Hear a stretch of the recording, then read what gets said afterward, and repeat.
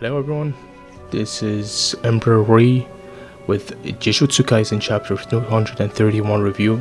So we pick up from the previous chapter where Gojo and Sukuna, both of them unable to use their domain expansion, and of course the beginning of the round 2, which is basically hand-to-hand combat. So getting into today's chapter, we get Kasekabe asking everyone, has anyone ever been hit by Gojo's punch before? Panda said he seriously tried to punch Gojo, but of course he wasn't able to touch him.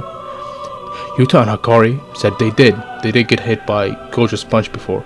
I'd expect it to be from training, something similar to what Megumi and Gojo did way back in the day, when he was fighting the finger, when had a quick flashback with Gojo.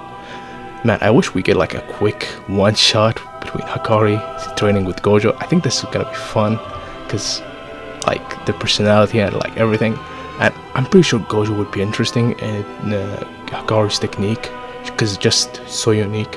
Kasekabe explained how Gojo's normal punches works, which is basically he uses blue with it. We saw that at the end of chapter 230, where Sukuna was pulled toward Gojo's fist before Gojo punched him. I guess that is the way he uses his normal punches, he just used blue with it.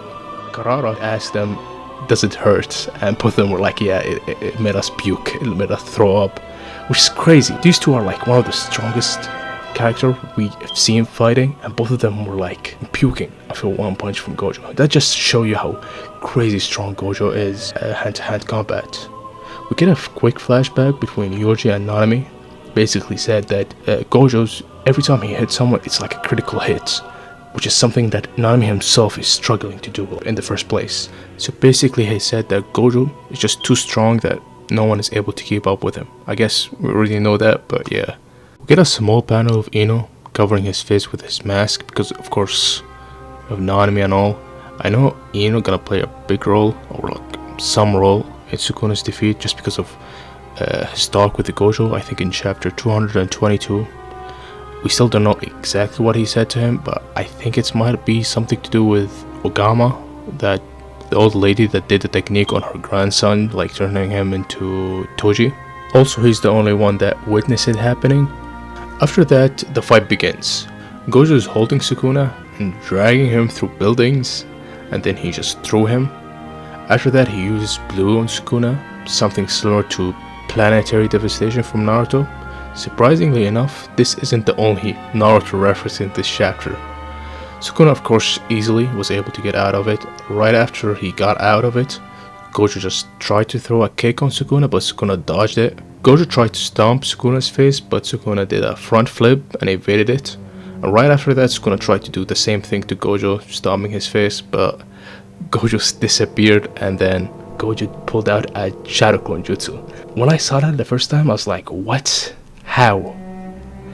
Sadly, there's no explanation of it in this chapter, but it doesn't seem to be after images, because Gojo, when he tried to hit Sukuna and Sukuna catches his hand, the other clone is still hitting Sukuna. So it's not an after image, it's a real clone. I don't know how he does that. Hopefully we get an explanation next chapter, but I'm pretty sure we don't get that, because how easily Sukuna was able to find the real body and hit him. I'm pretty sure Gojo's not gonna pull that again. Hopefully we get an explanation of it, because it's just out of nowhere.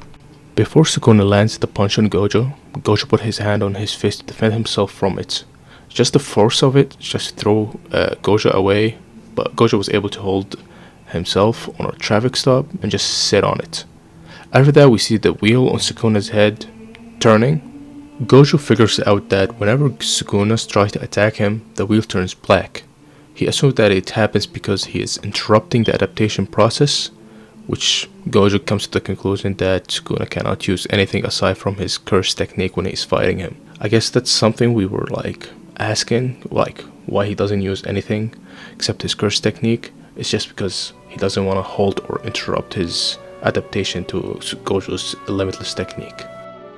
Then the traffic stops turn green and the fight continues. They dig a quick clash, and then Gojo does a blue and attract the traffic stop towards Sukuna. I don't know why he does that, because I'm pretty sure that traffic stop wouldn't do any damage to Sukuna, but just Sukuna grab that and try to hit Gojo with it.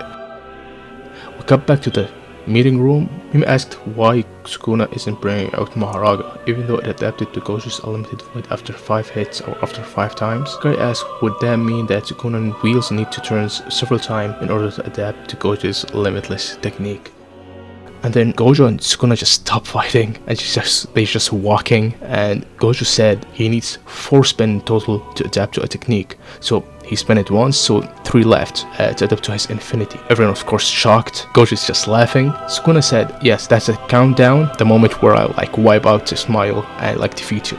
Gojo started smiling and said, right back at ya. Then Gojo proceeded to tell Sukuna that he will defeat him before he hits 3 spins. And I'm pretty sure Sukuna will spin it 3 times and defeated Gojo, unless like he pulls something that we still haven't seen, something like his maximum technique or what Ino told him. After that, we cut back to the meeting room when Angel is wondering if Gojo forgot about Megumi, and Yuji replied with he might have. Kashimo said that it's fine, let him forget him, and of course cause Kishimo doesn't give a shit about Megumi, and Anger replied with, that's not fine. That's the end of the chapter. Overall, the chapter was very nice, very good. The only problem I have with it is the Shadow Clone Jutsu.